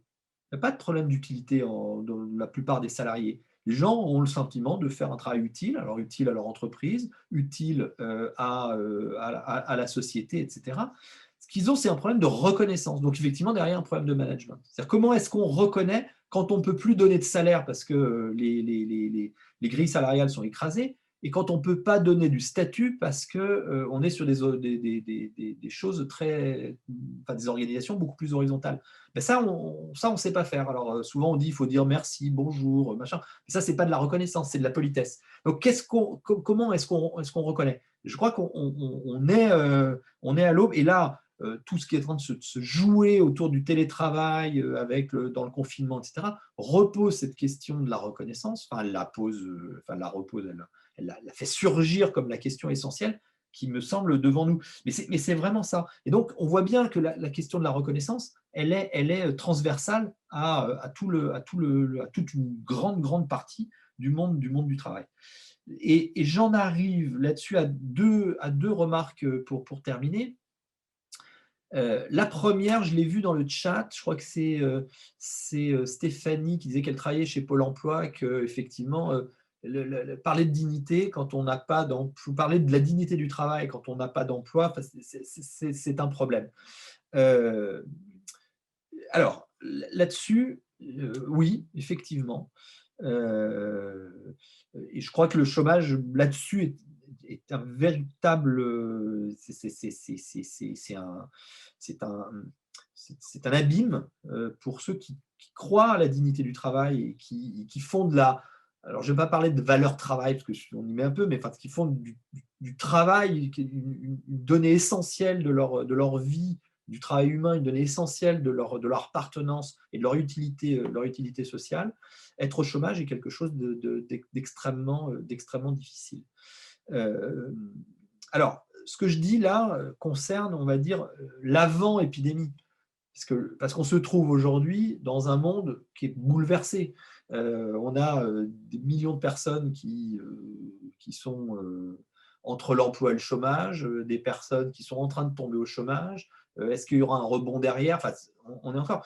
Mais il me semble que après avoir beaucoup parlé de chômage, parce que le compromis social-démocrate, il était autour de l'idée de plein emploi.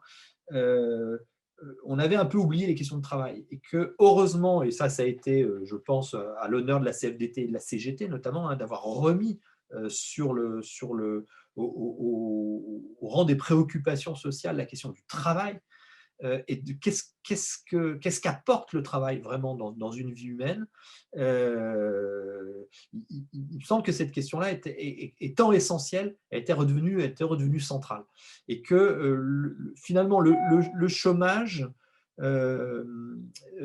est un problème, mais qu'il il n'y a de ce problème que le travail comme solution. C'est pas, voilà. Et ça va dans le sens de ce que disait Simon tout à l'heure, où il parlait d'une reconnaissance de l'existence par le travail. J'y crois, et c'est là pour terminer une réponse à Emmanuel que j'ai oublié de faire tout à l'heure, quand il parlait, il y a des débats à gauche sur les revenus universels d'existence ou etc. Je les suis, ces débats, je les entends, j'entends les arguments. On ne m'enlèvera pas de l'esprit que, pour ce que j'en vois, et pour les catégories populaires, que le travail humain et le travail qui est consacré par un revenu à la fin, est une demande sociale extrêmement forte, qu'il n'y a pas de désir de revenu universel. Il y a peut-être un désir d'assurance chômage universel. C'est-à-dire que l'idée qu'on pourrait à un moment, parce qu'on est en société et qu'on contribue à cette société, pouvoir avoir une assistance à un moment quand on le souhaite, mais que cette assistance, elle est limitée dans le temps, elle peut être pour se dégager d'un travail, elle peut être pour faire autre chose, elle peut être pour rebondir, elle peut être pour prendre du temps. Donc, je préfère parler d'assurance chômage universelle. C'était un peu la promesse de Macron en 2017. Le problème, c'est que il s'est arrêté, le gouvernement s'est arrêté en chemin. Je crois que l'idée d'une assurance chômage universelle est aussi quelque chose qui peut permettre à un moment de créer un nouveau rapport de force avec le capital, dans le sens où à un moment, si on fait défection et que si la société est là pour dire aux salariés qui font défection, on vous soutient X temps, alors selon des règles à définir, etc. Il y a un moment, il va falloir s'interroger sur les conditions de rémunération, sur les conditions de travail, sur les conditions d'organisation du travail, etc. Donc moi, je crois plus à ça qu'à un revenu d'existence. Et j'en veux pour preuve la situation qu'on veut aujourd'hui, qui, à mon avis, est une contre-publicité grandeur nature pour ce revenu universel. Je crois que les gens, alors si je prends ma propre fille qui depuis mars dernier alterne des petites périodes de travail et des périodes de chômage, elle n'a jamais rompu son contrat de travail, hein, et donc à un moment, de temps en temps, elle est payée par son patron et de temps en temps, la plupart du temps, elle est payée par la collectivité. Je crois que, si je la prends comme exemple, mais moi, je l'ai sous les yeux, mais je crois que cet exemple-là est largement partagé. L'idée qu'on doit vivre de son travail et qu'il y a un sens à avoir un travail, une dignité propre au travail, une utilité sociale liée au travail et une utilité tout simplement dans la vie, il y a un sens à l'existence. Je crois que cette idée, elle est extrêmement forte. Merci, merci Denis. Je n'ai pas vu d'autres questions. Est-ce que m'a échappé une demande particulière? Je crois qu'il y a beaucoup de questions en attente. Alors, on va pouvoir peut-être te demander de conclure, Denis, si tu veux bien. Je conclurai en partant de la question d'Henri dans le chat. Au-delà de l'analyse de la situation, la reprise de contact avec la classe sociale ne devait pas passer par la fin de l'entre-soi culturel qui règne dans les partis. Je terminerai par là. Tout ce que j'ai dit aujourd'hui, c'est effectivement, c'est quand même un plaidoyer pour ça. C'est quand même un plaidoyer pour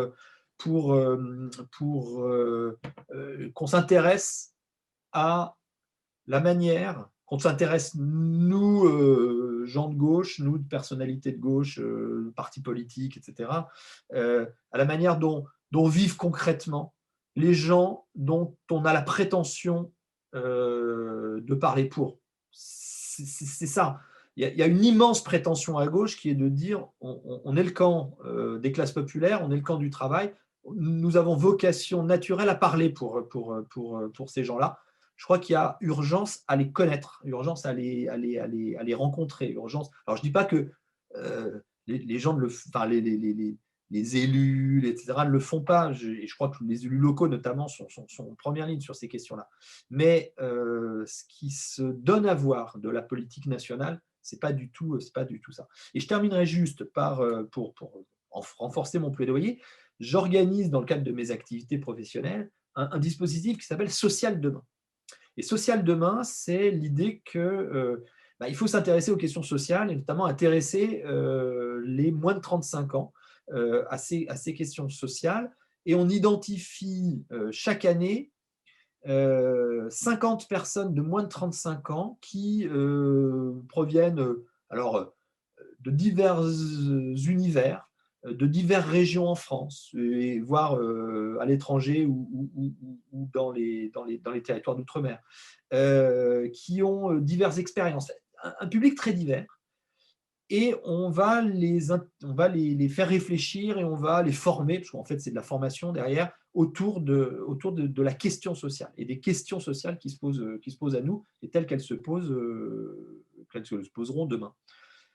Et il y a une chose qu'on arrive à faire, on arrive à casser plein de silos. Des silos politiques, des gens qui n'ont pas les mêmes opinions. On arrive à casser les silos géographiques, on arrive à casser les silos de métiers, on arrive, etc. Il y a une chose qu'on n'arrive pas à casser, c'est le mur du diplôme. Je n'arrive pas à, parce que je n'ai pas les bons réseaux, parce que j'arrive pas, je ne les connais pas, parce que, etc., à aller trouver des personnes qui ne soient pas des diplômés Bac+5. Et l'autre jour, quand on a fait, alors on commence toujours quand on a une promotion par un portrait de groupe, et quand on a fait le portrait de groupe de la promo, alors, en leur montrant qu'ils étaient très divers, il y a plein de questions, on leur pose plein de questions, etc. Et on leur a montré une chose auquel ça les a un peu ébahis, qu'ils partageaient tous finalement une même vision du monde, qui était la vision du monde des personnes diplômées à Bac+3, 4 ou 5, voire plus. Et que je crois que c'est ça qu'il faut, quand on parle de casser l'entre-soi, c'est la fracture aujourd'hui, fracture sociale, si on peut employer le terme, elle est autour du diplôme et elle pose derrière une question, mais on ne va pas y répondre ce soir, qui est la question de la finalité de l'école et tous les débats qu'on a aujourd'hui qui nous viennent pour beaucoup d'Angleterre ou d'États-Unis autour de la méritocratie. Et je crois que ça, c'est des questions. Le livre de David Goodhart, la tête, la main, le cœur, est un livre, alors un peu, il y a beaucoup de choses, mais je crois qu'il pose des questions essentielles. Et moi, ce dont je parle, le back-office, c'est vraiment les métiers du cœur et les métiers de la main. Quand je disais que le corps était mis beaucoup mis en jeu dans ces métiers-là, c'est ça. Comment revaloriser? Je crois que ça passe par effectivement une description du travail, une représentation culturelle, politique, sociale, etc., mais aussi par une réflexion sur les finalités de l'école.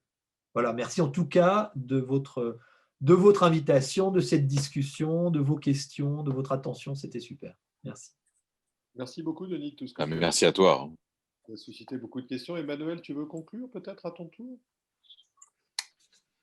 Oh non, Denis a dit l'essentiel. Je pensais juste à un truc. Je sais que de mémoire, au début de son livre, il y a une citation du Quai de Vigan de George Orwell, oui. Qui est un livre extraordinaire, comme tous les écrits d'Orwell qu'on redécouvre, à part, il n'y a pas que 1984 et Animal Farm, quoi. Hein. Et je me disais, parce que tu insistais beaucoup sur dignité, alors il faut qu'on en reparle ensemble, hein, parce que moi je pense que la question des salaires, elle est tout aussi importante, bien sûr. Oui, mais je me demande quand même si tout ça ne tourne pas autour de ce que justement Orwell appelait la décence commune, c'est-à-dire une société qui traite décemment tous ceux qui la composent. Et là, on va quand même frontalement avec la société capitaliste, celle de la démesure, celle du comportement indécent, celle des inégalités insupportables. Et alors, ça peut paraître un peu réformiste, ça peut paraître un peu tiède, mais moi, je crois que construire une société de la décence, c'est notamment de la décence au travail, de la décence dans la répartition des revenus, ça me paraît totalement fondamental. Alors, à nous de réfléchir avec toi et avec d'autres sur ce que tu appelais la reconnaissance la reconstruction des compétences, construire des carrières, redécrire des métiers, bien sûr les droits collectifs, et ils ont été quand même fortement abîmés ces dernières années. Enfin, je retiens quand même, c'était absolument passionnant, mais cette idée que le travail humain consacré par un revenu, ça correspond à une demande sociale très forte et qu'à gauche, il ne s'agirait pas de l'oublier. Merci à toutes et tous d'avoir suivi. Mais je vais laisser Gaëtan conclure, parce qu'après tout, nos causes communes, c'est lui qui en est le président. Je ne sais pas si tu es président ou secrétaire général, je ne sais plus. C'est tout ça, Mais là, en tout cas, tu es tout, toi. Oui, toi, tu es polyvalent. Oui, c'est ça. Omniscient, polyvalent et surtout. C'est ça. Merci à Élodie aussi, parce que ouais, c'est vrai. La polyvalence ne va pas jusqu'à manier parfaitement l'outil qui permet d'organiser cette réunion. Donc, merci beaucoup, Élodie. Merci à tous pour l'attention que vous avez portée à ce débat et puis pour vos interventions qui ont à chaque fois éclairé, je crois, très utilement ce qui a été dit.